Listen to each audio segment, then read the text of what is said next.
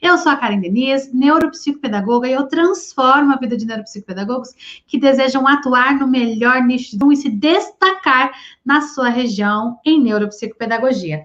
E hoje, um dos temas, né, do nosso Neuropay Explica, um tema muito especial, causa muita dúvida aí para neuropsicopedagogos. Nós vamos falar sobre o TDAH. TDAH não é um transtorno de aprendizagem. Isso mesmo. E o que vai me embasar hoje para eu falar para você que o TDAH não é um transtorno de aprendizagem, ó, é esse manualzinho aqui, ó, meu queridinho, meu bebê. O DSM-5, que é o Manual Diagnóstico e Estatístico dos Transtornos Mentais. E aqui, né, você tem o que é o TDAH, e eu vou contar para você, baseado nele, então, que o TDAH não é um transtorno de aprendizagem. Bom, então, o que é o TDAH? Se ele não é um transtorno de aprendizagem, por que todo mundo na escola diz que o meu aluno tem problema de aprendizagem porque tem TDAH? Bom, vamos entender então o que é o TDAH. O TDAH é um transtorno do neurodesenvolvimento que afeta a atenção e o controle inibitório, as funções executivas, fazendo com que o sujeito tenha sintomas exacerbados de desatenção, impulsividade e hiperatividade. Por isso que o nome do TDAH, o nome completo dele, TDAH é um apelido, né? O nome dele é transtorno do déficit de atenção e hiperatividade. Ele é um transtorno do neurodesenvolvimento que pode afetar a aprendizagem. Por que ele pode afetar a aprendizagem? Muito simples, porque o TDAH traz um comprometimento no foco atencional. E tudo que compromete o nosso foco atencional afeta o nosso processo de aprendizagem, porque o foco atencional é primordial para que a gente consiga prestar atenção em algo, compreender e armazenar na nossa memória. A aprendizagem é isso, é quando você armazena uma informação e consegue utilizar ela depois. Também não é só armazenar e guardar tão bem guardado que nunca mais lembra. Não, aprendizado, a gente consegue relembrar a informação, utilizar essa informação, né? Então, isso é aprendizado. E quando a gente tem um comprometimento no foco atencional, então compromete a aprendizagem. Mas por que você acha que eu trouxe esse tema aqui de dizer para você que o TDAH não é um transtorno de aprendizagem? Para mim, isso hoje é muito claro. Nem sempre foi assim. E quando eu comecei a atuar, assim, me dedicar bem para a parte da educação, né? Mesmo lá, quando eu comecei a faculdade, eu sempre dei palestras, sempre. Isso é uma coisa, assim, que eu sempre fiz, foi dar palestras. Palestras para quem? Palestras em escolas, palestras para professores, mesmo antes, né, de eu me tornar neuropsicopedagoga, porque, assim, eu digo para vocês que eu fiz a minha pós em neuropsicopedagogia, teve um momento lá que eu fiz a minha pós, que eu peguei meu certificado, mas teve um momento em que eu me tornei neuropsicopedagoga, e esses momentos não são os mesmos. Uma outra hora eu conto isso para vocês. Mas, mesmo antes, então, de eu ter a minha pós em neuropsicopedagogia, ou sequer de eu me tornar neuropsicopedagoga, eu sempre estive envolvida com a educação. Afinal, eu trabalhei mais de 14, 15 anos, né, na Secretaria do Estado de Educação, aqui do Paraná, e passei, então, por muitas escolas. E dei muitas palestras para professores, dei muitas palestras para profissionais, para pais, né? E nessas minhas palestras, muitas vezes surgiam o tema do TDAH, às vezes eu tinha palestras específicas sobre o TDAH na escola, né? E o que eu comecei a perceber desses profissionais? Que os profissionais não tinham conhecimento e nem clareza de que o TDAH não era um transtorno de aprendizagem. E aí, o que eu fazia? Comecei a fazer uma pesquisa de campo. Já falei para vocês que sou muito pesquisadora, né? Então, assim, não quis fazer uma pesquisa, não era uma pesquisa acadêmica, com fins acadêmicos, mas era uma pesquisa de campo, de observação, para eu compreender como eu poderia ajudar melhor os profissionais quando eu dava as minhas palestras, né? Quando eu ia palestrar. E nessas minhas pesquisas, eu comecei a instigar, né? Perguntar se quais eram os transtornos de aprendizagem. Então, eu sempre ia, né, num lugar novo, numa escola nova, profissionais novos. A primeira coisa que eu fazia era perguntar: você pode me dizer quais são os transtornos de aprendizagem? Você pode listar para mim quais são os transtornos específicos de aprendizagem? E aí, gente, acreditem ou não, um dos transtornos que mais aparecia, mesmo antes aí dos transtornos específicos de aprendizagem, que eu vou falar deles daqui um pouquinho, era o TDAH. Eu percebi que estava atrelado no senso comum que o TDAH é um transtorno de aprendizagem. E aí que eu entendi da importância de sabermos o que é o TDAH. Mesmo a gente tendo como foco a aprendizagem, o TDAH ele pode sim afetar a aprendizagem, então eu vou trabalhar com esse público que tem TDAH. Mas eu tenho que ter clareza que TDAH não é transtorno de aprendizagem. E foi muito interessante esse meu caminhar aí nessas escolas, com esses profissionais, nessas orientações. E depois que eu me tornei neuropsicopedagoga, depois que comecei a supervisionar profissionais, mentorar, eu percebi que o mesmo senso comum se repetia nos profissionais da neuropsicopedagogia. Eu falava ali com profissionais e se repetia que TDAH é um transtorno de aprendizagem. Eu conversava às vezes com psicólogos e se repetia que TDAH é um transtorno de aprendizagem. Então, a gente precisa ter clareza e quebrar esse padrão de senso comum, porque enquanto o TDAH for tratado como transtorno de aprendizagem, isso só vai trazer prejuízo para as pessoas que sofrem deste transtorno.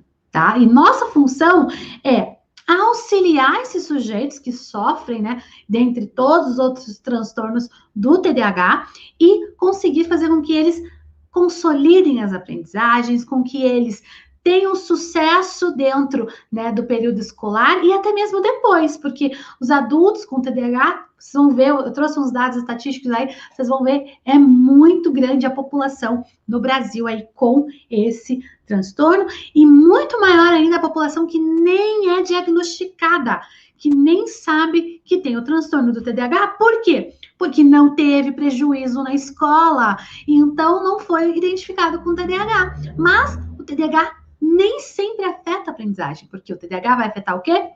A atenção, impulsividade e hiperatividade. São esses 3 eixos aqui do transtorno do déficit de atenção e hiperatividade. Como eu falei para vocês, então, tudo que eu falar aqui hoje com base teórica, eu estou me basando aqui, ó, no DSM, que é o diagnóstico, né, o manual diagnóstico dos transtornos mentais, tá? Essa aqui é a última versão, é a versão de 2014, se não me engano, 2013, 2014, deixa eu ver.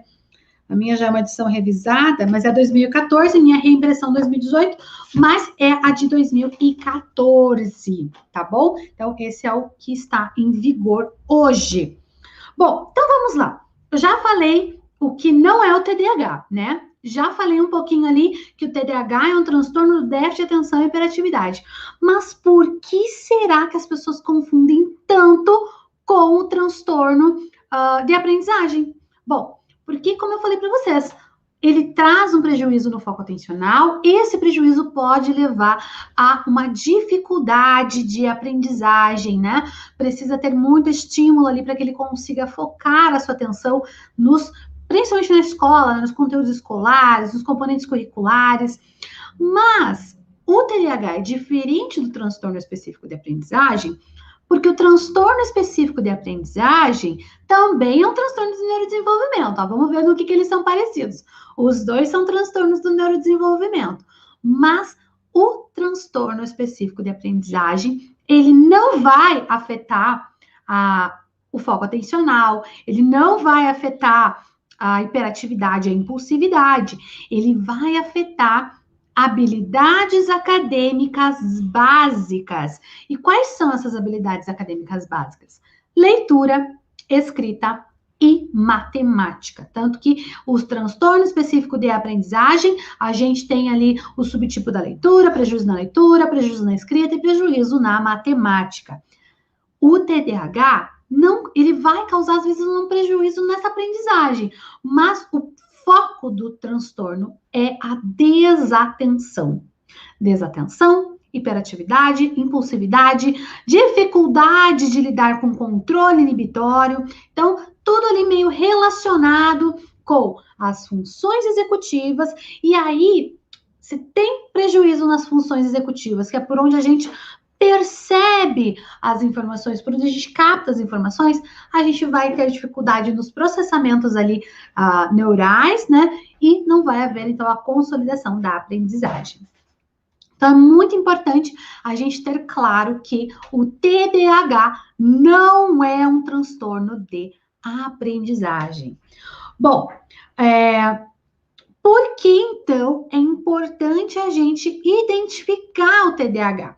Bom, o TDAH, ele tem ali os seus critérios, né? Vai ter ali 2 marcos principais, que é a desatenção, a hiperatividade. Na desatenção, quais são os critérios ali do TDAH? Divagação em tarefas, falta de persistência, dificuldade de manter o foco, desorganização. Na parte da hiperatividade, aquela inquietude extrema, atividade motora excessiva, remexer e batucar tudo, conversar em excesso. E aí tem o terceiro eixo que é ligado diretamente com a hiperatividade, que é a impulsividade, ações precipitadas, sem premeditação, com elevado potencial de dano. É aquela criança que sobe na árvore correndo e pula. Ela nem pensou. Ela pode cair, quebrar um braço, quebrar uma perna, mas ela nem pensou. Então, ela pode causar esse dano sem ser premeditado. Aí você fala, não, mas todo mundo sabe que se subir 7 metros e pular, vai se machucar. Mas o TDAH, o lado impulsivo, ele não faz essa reflexão, não dá tempo de fazer essa reflexão. Então, assim, tem um reflexo de recompensa imediato, precisa daquilo agora, por isso ela não trabalha o controle inibitório, precisa daquilo naquele momento, satisfazer aquela vontade, satisfazer aquele desejo. Por isso que muitos sujeitos com TDAH, com a hiperatividade e impulsividade, não conseguem parar na fila atrás do coleguinha, porque ele vai sair chutando todo mundo. Não é porque ele quer agredir todo mundo, é porque ele quer chegar logo no começo, ele quer sair dessa fila, não aguenta, não tem paciência. Ou então, se ele não tem tanta impulsividade assim, ele já nem fica na fila, já nem vai para a fila, né? Isso questões das pessoas adultas. Quem, né, sempre, porque daí não é sempre, né? Às vezes a gente faz isso, mas quem tem um comportamento de sempre, que precisa fazer alguma coisa, às vezes é questão de vida ou morte, mas tem uma fila, você não vai, porque você não entra na fila. Isso não é uma coisa, não é um momento específico, tá? Isso são comportamentos que são persistentes. O DSM, ele nos traz que para ser considerado o TDAH, esse sintoma, gente, ele tem que ser recorrente e persistente, no mínimo 6 meses na vida da pessoa. Não é porque hoje eu tô com preguiça de ficar numa fila, eu tenho TDAH. Não, por favor, hein, gente. Mas o TDAH tá aqui, ó. Ele tem um padrão, ó. Primeiro critério diagnóstico, padrão persistente de desatenção e hiperatividade. Então, não é hoje que você está estressado, que você está com preguiça, que você está com pressa. Não, é um padrão que mesmo o dia que você não tem nada para fazer, você não está correndo contra o tempo, não está correndo contra o relógio, você não fica, tá? É uma coisa assim que não tem, como se falta o controle inibitório mesmo, você não tem controle sobre aquilo, se você não tomar consciência e não trabalhar. Calma. Tem intervenção para isso, fiquem tranquilos. Mas vamos lá. O TDAH, então, ele tem os critérios diagnósticos, são 2 critérios, é o critério A e o critério B. Dentro do critério A, a gente tem ali os critérios que marcam a desatenção. Dentro do critério B, nós temos os critérios que marcam a hiperatividade e a impulsividade. E assim, as características, então, elas são essas, né? Impulsividade, tomada de decisão de maneira precipitada, sem refletir, sem reflexão. Então, é muita desatenção, hiperatividade e impulsividade. Está marcado muito nisso o comportamento do TDAH. Então, olha essa palavra-chave aqui, ó. Comportamento do sujeito com TDAH. Neuropsicopedagogo trabalha com comportamento? Não. Então, quem é que faz o tratamento do TDAH? É o médico, que pode ser o pediatra, né? Ou o clínico geral, ou o neurologista, né? Que vai trabalhar ali com essas questões de alteração dos transtornos, tá? E também é necessário acompanhamento psicoterápico. Inclusive, se você entrar hoje lá no site da Associação Brasileira do Transtorno do Déficit de Atenção e Hiperatividade, lá tem uma aba que eles falam assim, qual é o tratamento, então, adequado para o TDAH? O tratamento adequado é medicação com acompanhamento médico, né? Então, a gente sabe aí das principais medicações que a gente usa no Brasil é a Ritalina, né? É metilfenidato, se não me engano, o nome do composto ativo, mas é a Ritalina, tá? É uma das mais, assim, utilizadas. Existem outras, tá?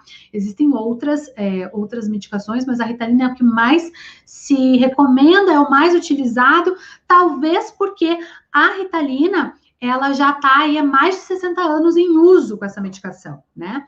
Então, é uma medicação muito utilizada. Mas, assim, quando você identificar critérios do TDAH, você precisa encaminhar para esses dois profissionais. Porque quem vai trabalhar com a questão, né, do desenvolvimento, com a questão do medicamento, é o médico, tá? Ele vai receitar e o TDAH precisa do tratamento médico.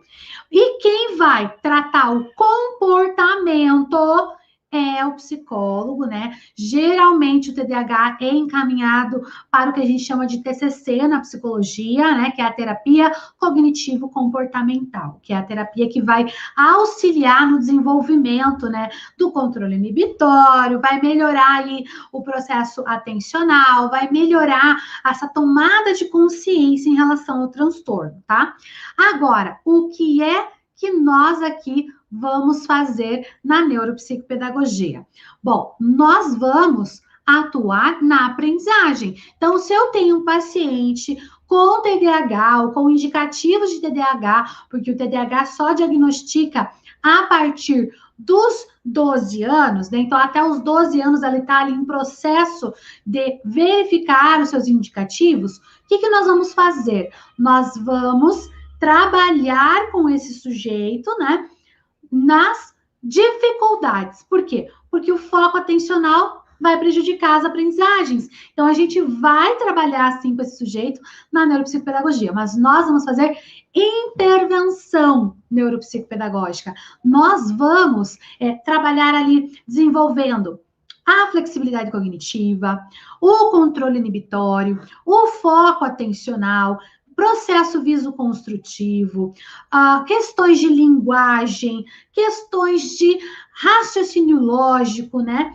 De consciência fonológica, tudo isso que pode ser prejudicado por conta dos sintomas do TDAH. E quando você estimula, então, esse córtex pré-frontal, esse córtex, né, o lobo frontal, o córtex de uma maneira geral ali o pré-frontal, você faz com que os sujeitos eles possam desenvolver melhor essas habilidades que são tão prejudicadas em função do transtorno. Mas a neuropsicopedagogia não substitui o acompanhamento médico, a medicação e nem o acompanhamento psicológico, né, a psicoterapia, que vai trabalhar com o comportamento para esses sujeitos com TDAH. E aí, gente, é muito importante que a gente verifique a possibilidade de presença ou ausência de comorbidades, porque os transtornos do neurodesenvolvimento, eles são muito comórbidos.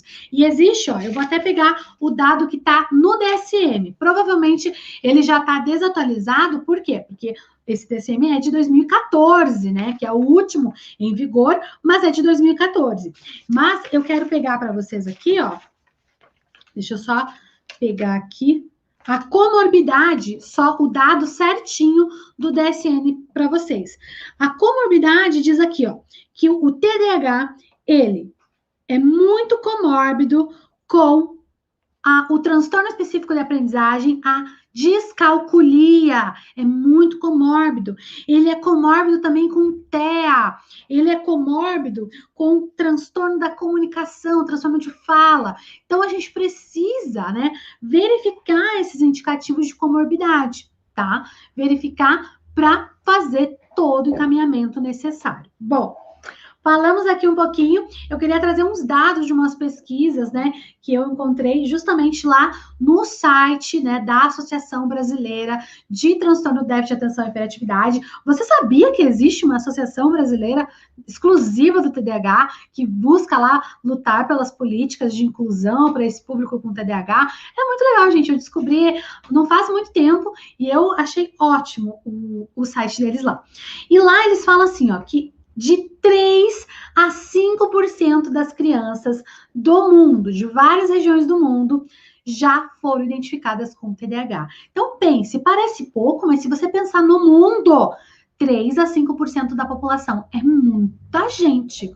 No Brasil, gente, no Brasil, cerca de 4% da população adulta tem o TDAH, o transtorno do déficit de atenção e hiperatividade. E esses 4% contabilizavam em 2019 2 milhões de pessoas adultas com TDAH. E mais, tem muita gente que nem foi diagnosticado. Estima-se aí muito mais casos porque não foram diagnosticados, né? Tem um estudo, né, mencionado pelo presidente da Associação Brasileira de Psiquiatria, que mostra que pelo menos 20% das pessoas com transtorno do déficit de atenção e hiperatividade não são tratadas no Brasil. Então, assim, pelo menos 20% das pessoas que têm o TDAH não são tratadas. Isso quer dizer o quê? Que mesmo com o aumento do uso da Ritalina, mesmo com o aumento do uso de medicamentos, ainda há pouquíssimas pessoas tratadas. Por quê? Existem aí alguns tabus. Primeiro, a pessoa não foi diagnosticada, né? Na infância, na adolescência, e passou a vida desapercebida, sofrendo com o transtorno em silêncio. Acontece, né? Por falta de informação, falta de conhecimento. Segundo, muitas pessoas que foram identificadas com TDAH acreditavam que o TDAH se tratava de um transtorno de aprendizagem. Eles saem da escola, o que acontece? Não dão continuidade ao tratamento, e isso causa um sofrimento extremo, causa ali, né, pode causar muitas questões ainda muito mais graves do que a questão da aprendizagem. Por quê?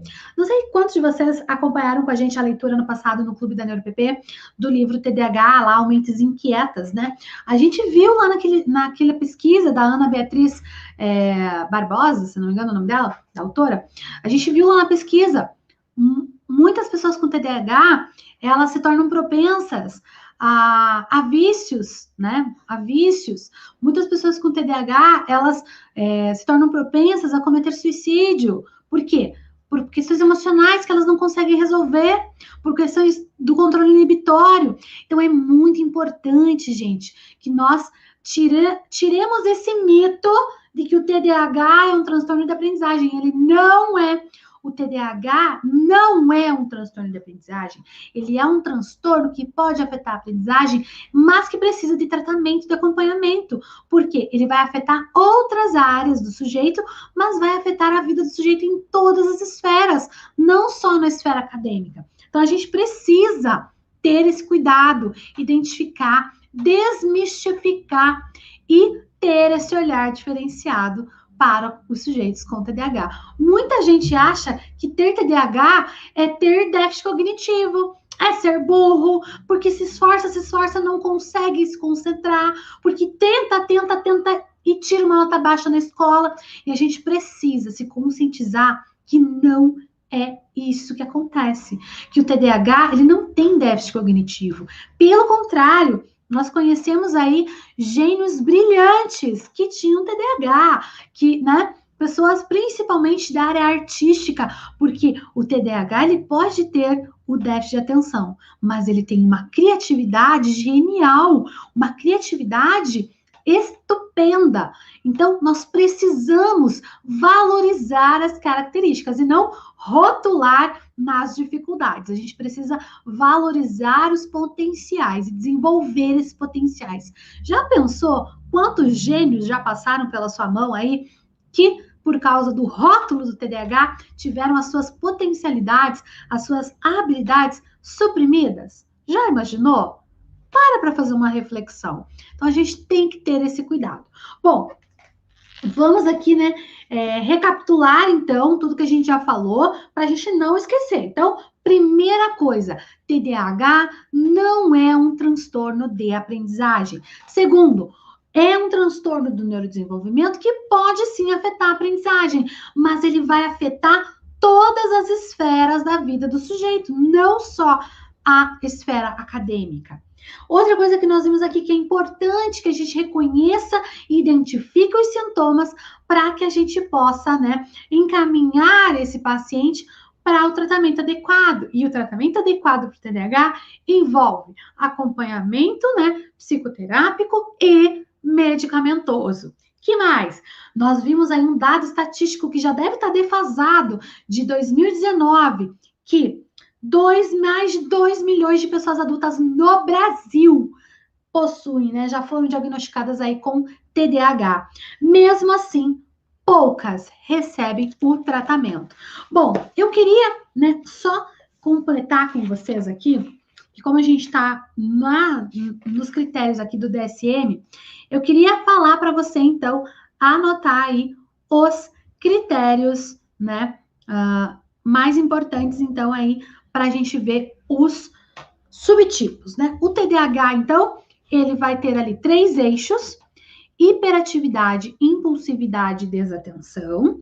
O eixo hiperatividade e impulsividade vai estar sempre junto.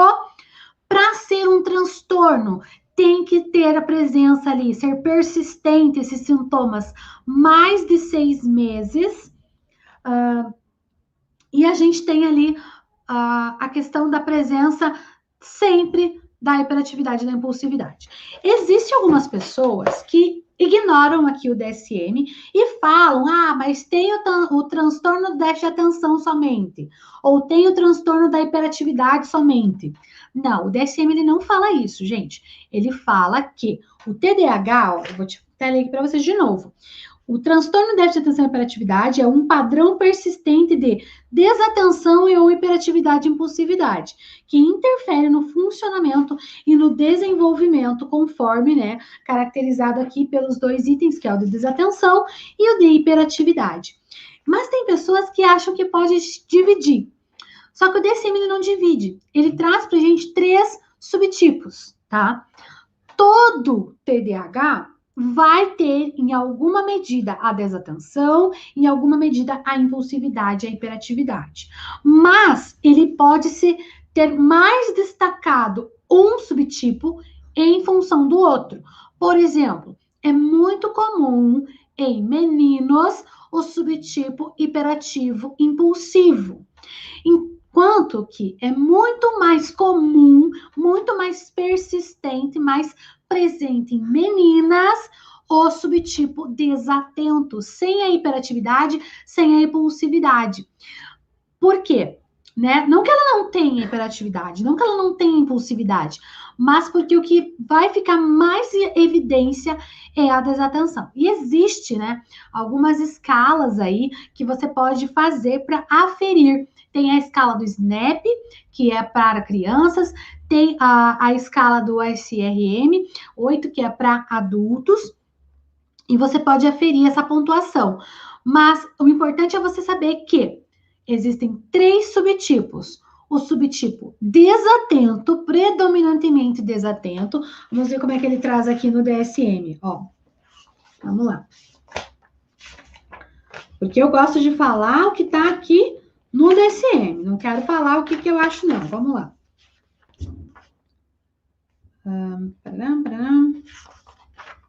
Só achar aqui, gente, que tanta coisa que tá marcada, achei. Eu marco tanta coisa no meu DSM. Vamos lá, ó. Então, como que a gente vai determinar o subtipo? Então, tem a apresentação combinada, ele chama de apresentação combinada, que é o subtipo misto, vai ter, é o clássico que a gente chama. Tanto, ele vai acertar tantos pontos lá para o critério 1, que é o desatenção, quanto para o critério impulsividade e hiperatividade, que é o critério 2, tá? Nos últimos 6 meses.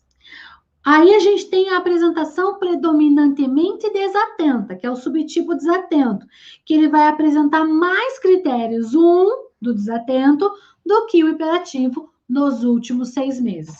E a gente tem o critério predominantemente hiperativo impulsivo, que vai apresentar mais itens do critério hiperativo impulsivo em relação ao critério desatento nos últimos 6 meses. E por que nos últimos 6 meses? Porque o transtorno vai acompanhar o sujeito a vida inteira, mas com intervenção, com acompanhamento, com a terapia, é possível controlar o nível desses sintomas. Então, a gente pega os últimos 6 meses para dar o subtipo e também o grau, que varia ali de leve, moderado e grave. Então, sempre a gente vai levar em consideração os últimos 6 meses. E quando uma pessoa, um sujeito com transtorno específico de aprendizagem, tá tomando a sua medicação, né? Correto. Tá fazendo a sua terapia, fez as suas, toda a intervenção, fez o acompanhamento. E os sintomas desapareceram. Por quê? Porque ele entrou em remissão. Então, sim, o TDAH tem uma remissão parcial, que é quando todos esses critérios foram preenchidos no passado, mas hoje, ao refazer os testes, esses critérios não são preenchidos mais. Então, é uma remissão parcial. Por quê? Porque o transtorno está ali, mas ele está em acompanhamento, ele está em tratamento, ele está em controle, vamos dizer assim. O que acontece? Os sintomas desaparecem, mas se você parar a medicação, se você parar o tratamento, se você parar a terapia, pode voltar tudo de novo. Então, é muito importante a gente entender que o TDAH, ele é um transtorno que vai acompanhar o sujeito para a vida toda, mas existe sim tratamento, acompanhamento, para que haja uma possível remissão parcial e o sujeito com TDAH pode levar uma vida normal, como qualquer pessoa, né? Sem os sintomas afetando diretamente a vida dele, tá? Então é muito importante.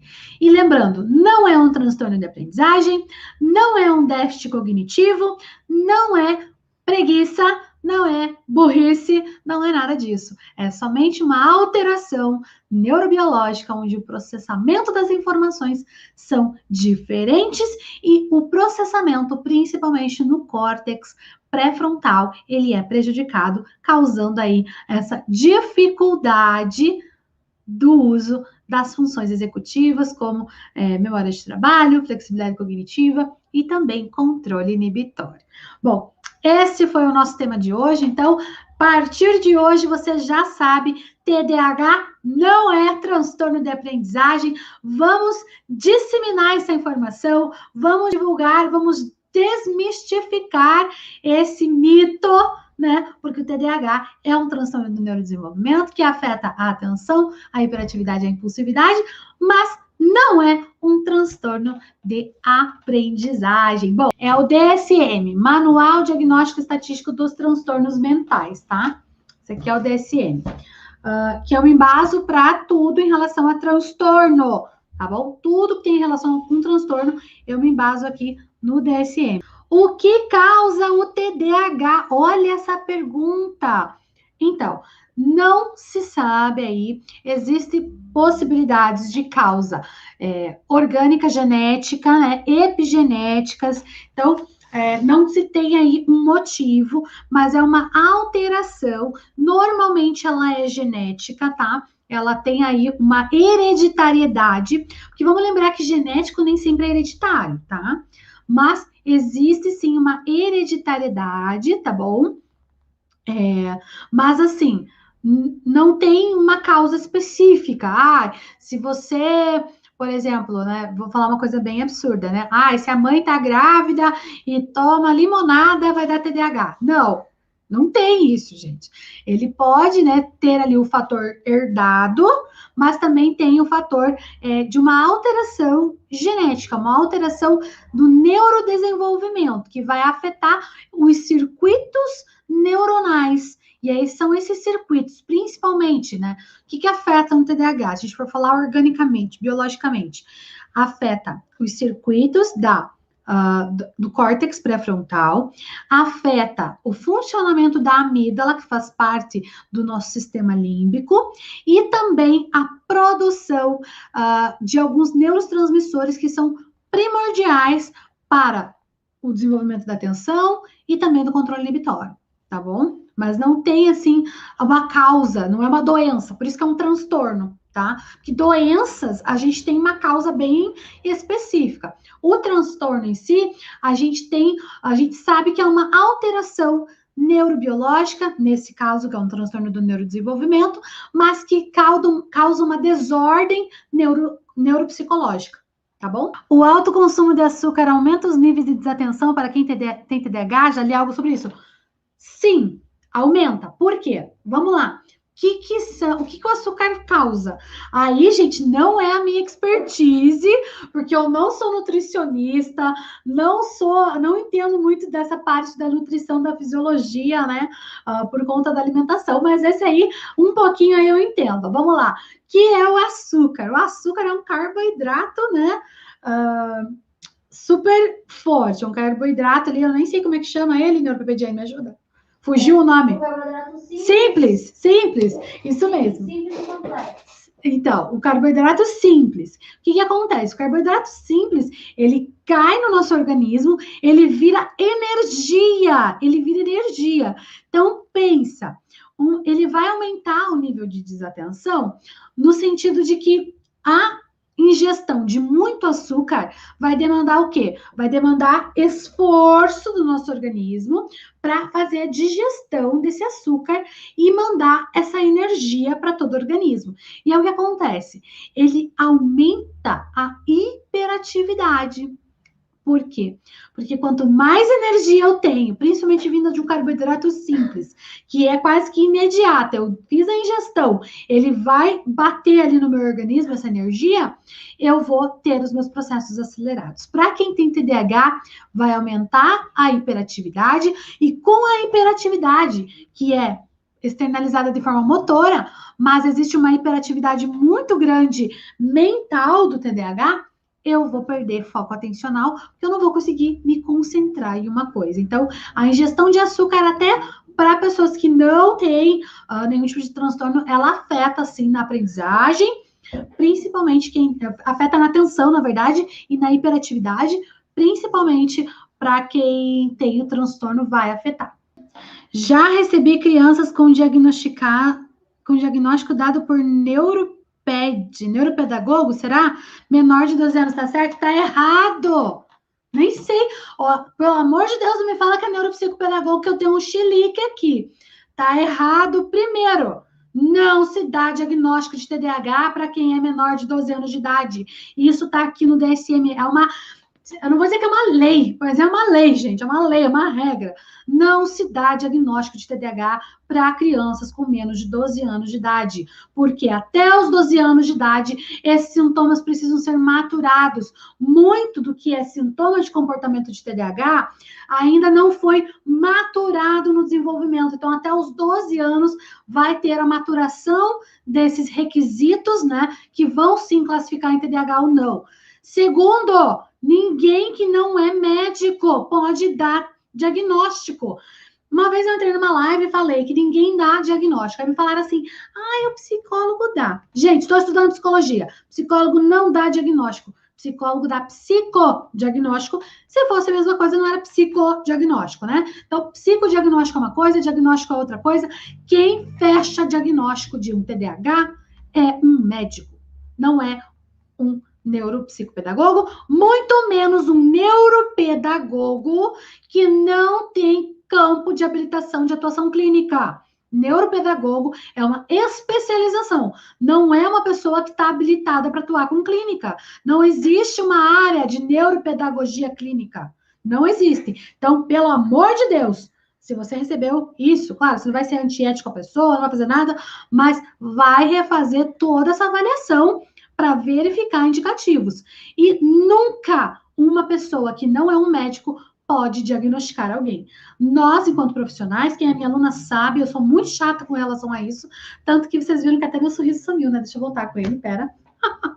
Eu sou muito chata com relação a isso, gente, porque a gente tem que ter responsabilidade, a gente tem que ter ética, e a gente não pode fazer aquilo que não é nossa função. Diagnosticar não é nossa função. Nossa função é identificar o que está atrapalhando a aprendizagem. Ponto.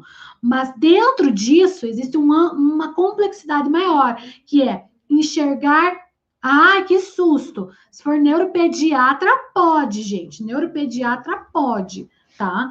Não sei, né? Vamos ver ali. Se for neuropediatra, pode.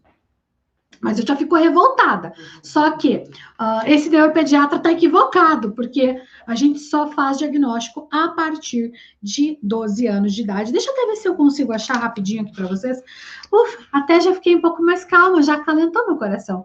Se é neuropediatra, tá bom? Deixa eu ver aqui o diagnóstico. Em qual parte que tá? Eu falei para você, o tratamento do TDAH, ele é baseado no uso da medicação. A medicação, a Ritalina, quantos de vocês sabem qual é o composto da Ritalina? É uma anfetamina. Anfetamina é extremamente danoso e vicioso para quem não precisa. Crianças que estão com a sua formação da sua estrutura cerebral não podem fazer uso de Ritalina. Quem diagnosticou não está em acordo com os critérios da Associação de Psiquiatria Mundial, porque são eles que dão os critérios, tá? O diagnóstico em adultos é feito do mesmo jeito que em crianças. Primeiro que a gente não faz diagnóstico do TDAH, mas sim, ele é feito do mesmo jeito, porque ele é levado em consideração os critérios diagnósticos.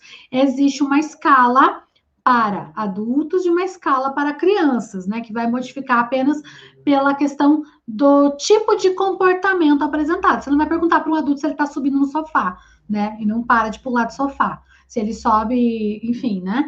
Mas tem ali os critérios que são adequados para adultos e para crianças. Mas são os mesmos critérios do DSM. Tive um aluno com TDAH que era proibido de comer chocolate por afetar na hiperatividade.